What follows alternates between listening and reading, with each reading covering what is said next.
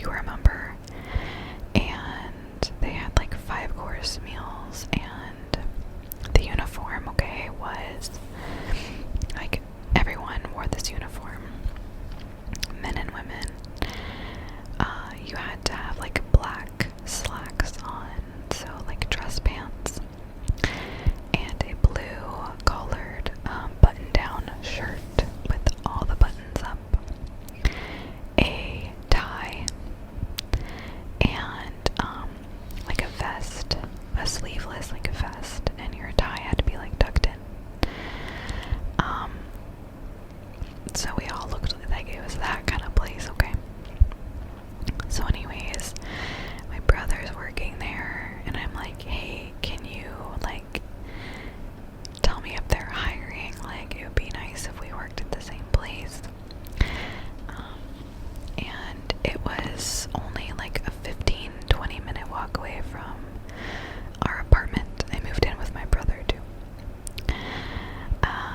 And he's like, they're always hiring, like always. And I was like, okay. I get an interview with the manager, and I dressed up, okay. I wore heels, a really pretty like black dress that was kind of fit and flare. It was fitted at the waist. It flared out. It went a little past my knees. I wore a little pearl necklace and pearl earrings, and like a, what do you call it? Like a cover up, like a cardigan, like a white cardigan. And I walked 20 minutes in heels. It was like 103 degrees outside in the middle of July.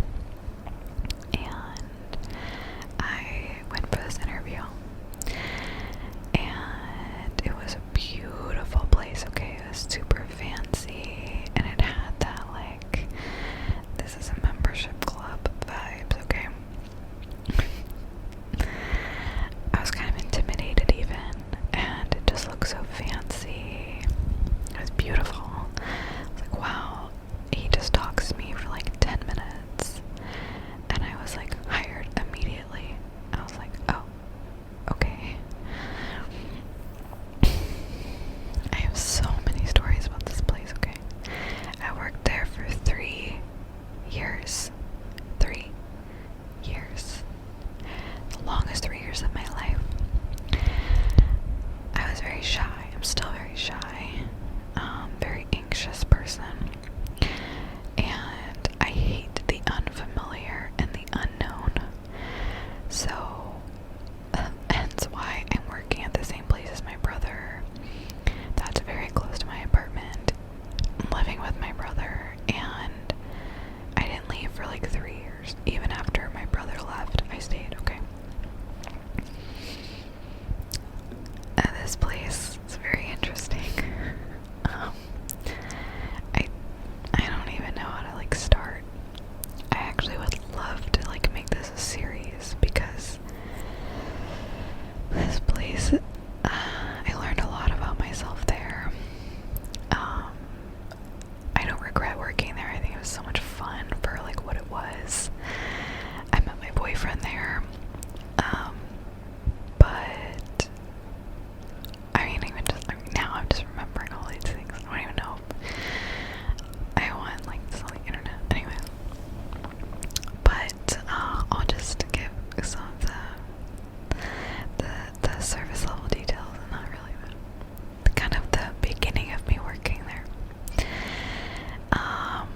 To kind of give you an idea how crazy this place ended up being, the guy who hired me tried to hit on me at his own birthday party, which is the first time I ever got drunk with all my managers. Dude, don't even get me started on this workplace environment. But anyways, when I started working there, I was Mormon.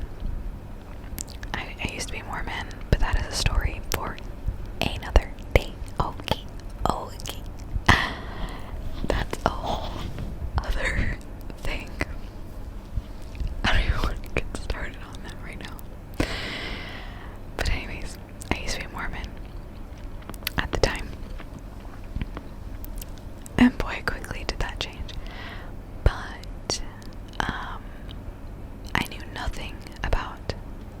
anything, okay? Especially alcohol and the different kinds of alcohol and the names of alcohols. The difference between a spirit and a liquor and a liqueur, a wine, a red wine and a white wine and a rosé. I did not know. I didn't even know what top shelf meant. I didn't know what well meant. On the rocks, off the rocks, neat. Any of that, okay? And this is a nice restaurant. They didn't ask me any of these questions in the interview. I was just hired because I was alive and breathing, which I came to learn quickly after working there, that you really just had to have a heartbeat to work there. They'll hire anyone at all. The turnover rate was astronomical. So anyways, I start working there, and my brother's like best friend was the bartender. Bless his heart, because I had no idea what I was doing at all. Like, in fact, one of my managers was also one of my brother's really good friends and would come over to our apartment all the time. And he told me, hey, you know, you're like a really bad server, right? And I was like, really? I thought I was doing good. And he was like, no, you're not a good server. I was like, oh, okay, good to know. Thanks so much. That's so good for my self-esteem. And I was working there for like 2 years at this point. But anyways, we had a manager, a different manager, who would always tell us, you need to have a server's heart. You need to have a server's heart. And I was like, maybe that's why I'm a bad server, because I do not have a server's heart. The people at membership clubs are so annoying, bro. Oh my gosh. Okay, if you're a member at a membership club, be nice to your servers, because especially if it's like at a university membership club, you have no idea what goes on back there. They'll be nice to your servers, okay? Be nice to your servers. But so anyways, I knew nothing about alcohol. Back to the original story. I didn't know anything about alcohol. And, or like the names of any, you know, liquors or wines or anything. I didn't know what a Sauvignon Blanc was versus a Pinot Grigio or, you know, Pinot Noir, nothing. I didn't know any of it. So I would literally write down people's drink orders phonetically.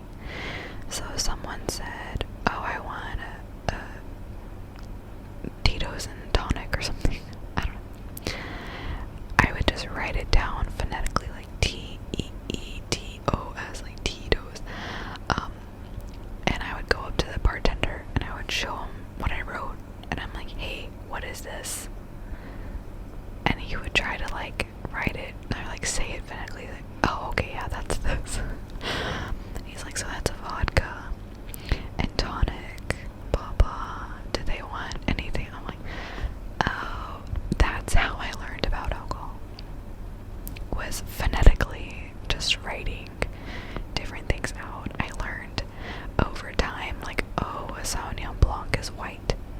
Well, I guess that sounds easy because it's Blanc in the name.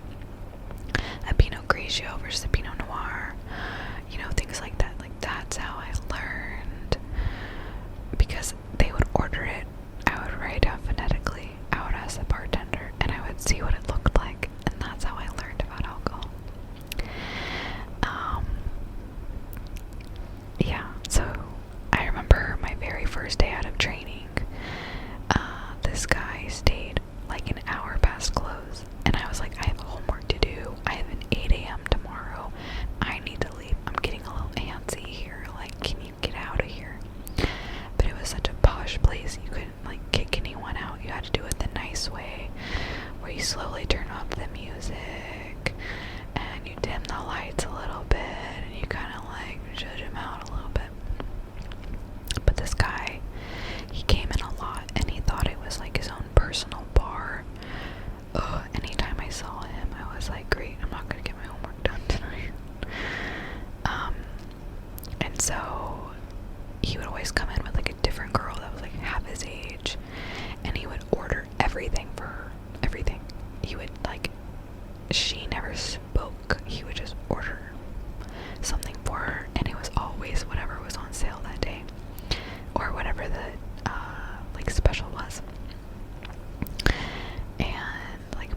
she didn't like it, too bad. That's what she got, you know.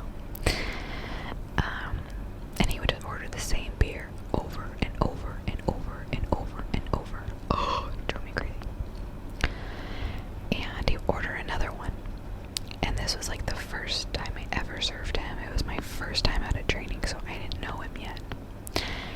And he ordered something.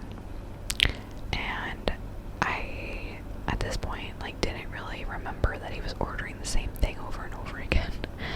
Because I had so many tables that I just kind of, you know, after writing things phonetically for so long, everything kind of jumbles up in my mind.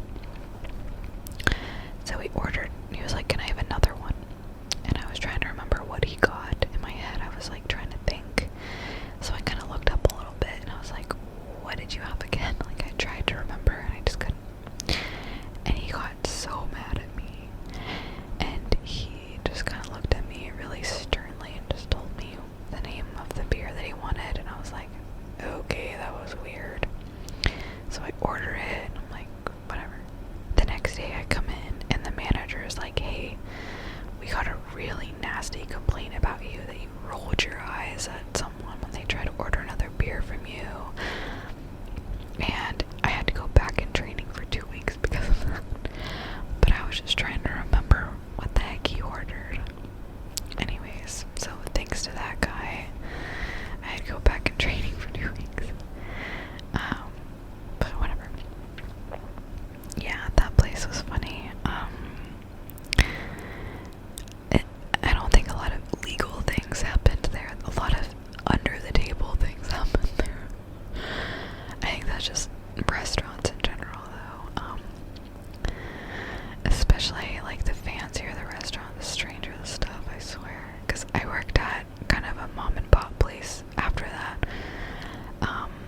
Where it was just one location, just like, it was super small, and it was the best place that I've ever worked to date. It was the best place I've ever worked.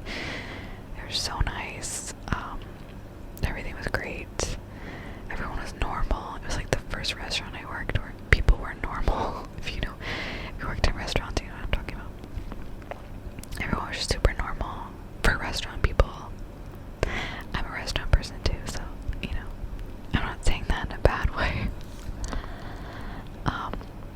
Restaurant people are fun. But yeah, I have a lot of stories from that place.